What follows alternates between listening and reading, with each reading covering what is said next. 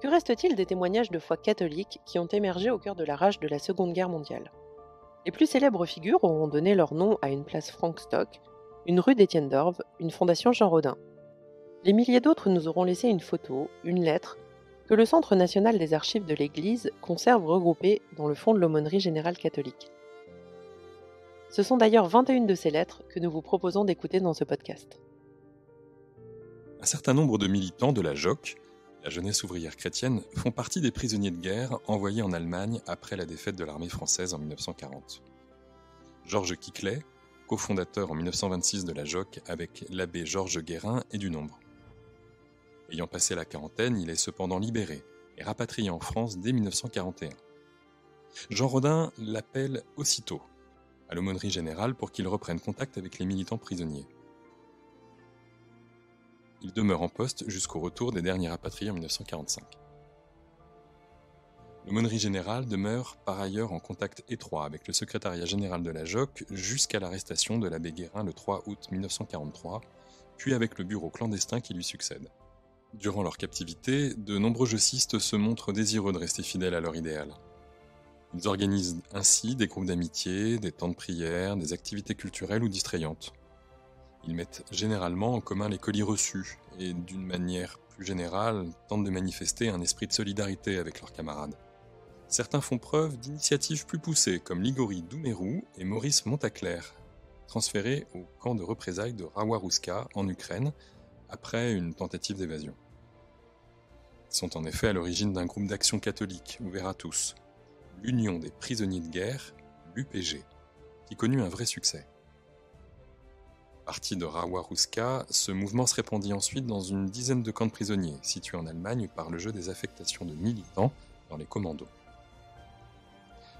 Parmi les militants de la JOC se trouve Jean O'Haraud, prisonnier de guerre au Stalag 10B, situé à proximité de Sandbostel, en Basse-Saxe. Il ne semble pas faire partie d'un commando de travail, mais être affecté à des tâches relevant du camp principal. Datée d'avril 1942, la lettre dont il est ici question est adressée par Jean O'Haraud à Georges Quiclet. Elle décrit son activité de militant quotidienne et son état d'esprit lors de sa rédaction. Le style en est parfois télégraphique, comme de nombreuses lettres de prisonniers, car la place est précieuse et le nombre d'occasions limité. «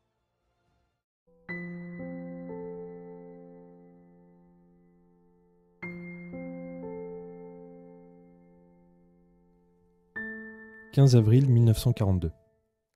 Mon cher Georges, quelle surprise et quelle joie de te lire.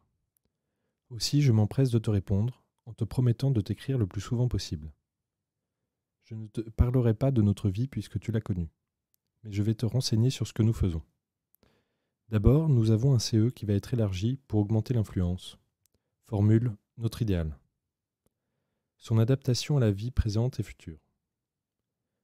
Depuis le début, je m'occupe des loisirs, ce qui me permet de veiller à la moralité des chants et pièces qui sont donnés.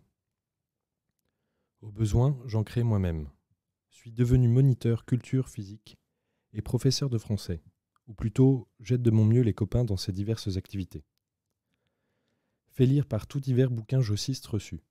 Avons obtenu de bons résultats. Méditations de Semaine Sainte ont porté. Avons eu messe à Pâques et un grand nombre de communions. Quelques-uns accrochés par notre camaraderie. Sommes 2 jocistes à mener la barque. Dufrien, de Saint-Malo, et moi. Avons, grâce à toutes ces activités, sans compromission, acquis bonne influence. Prêtre venu pour Pâques reviendra tous les 15 jours. Tout va bien de ce côté. Valise reçue ne contenait que recueil, prières et évangiles. Bouquins adaptés à la mentalité de pratiquants, non informés ou à la masse seront toujours bienvenus. Bouquins JOC également, car c'est vers elle que je compte orienter les gars. À part cela, tout va bien.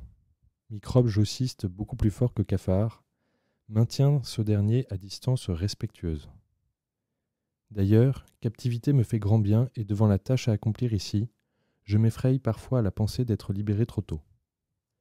Pourtant, je languis la classe autant que les copains. Mais parfois je ne sais plus ce que je désire. Les bonnes nouvelles que je reçois de ma fédé et de ma section sont une source de joie. Devant les progrès réalisés, malgré les difficultés, par notre joc en marche, je ne sais dire ce que je ressens. Il me semble qu'il n'existe plus rien que notre idéal. Je suis heureux, très, très heureux. Merci de bien vouloir nous aider. Bien à toi en union de prière, vive la joc du 15e anniversaire. Jean O'Haraud. Bien que difficile, car réalisée dans des conditions de captivité et de travail souvent éprouvantes, l'action de la JOC, dans le cadre de la captivité de guerre protégée par la Convention de Genève, se révèle beaucoup moins risquée que celle entreprise dans le cadre du service du travail obligatoire à partir de 1942. De nombreux jocistes sont alors victimes d'une dure répression par la Gestapo, dont Marcel Callot, béatifié en 1987. Ce podcast a été concocté par la direction de la communication de la Conférence des évêques de France et le Centre national des archives de l'Église. On vous invite à découvrir sur le site église.catholique.fr le dernier numéro de Documents Épiscopat à propos des archives de l'Église de France.